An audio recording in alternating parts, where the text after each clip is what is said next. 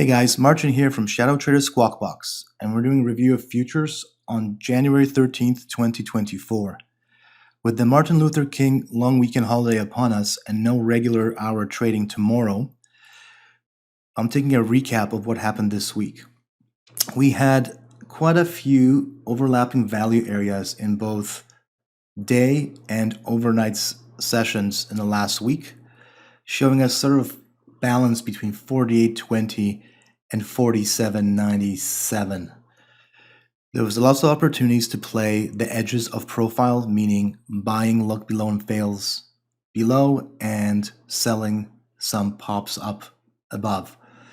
With core retail sales and unemployment data coming out next week, the things I would be looking for is if Globex can get above 48.26, we'll identify that there is inventory below us and there's going to be room to move forward up.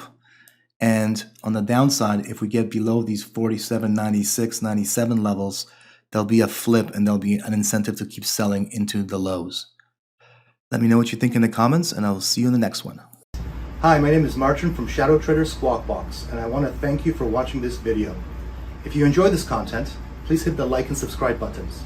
And if you want to trade with us live every day in real time, then look for the ShadowTrader SquawkBox link in the description below. See you in the room.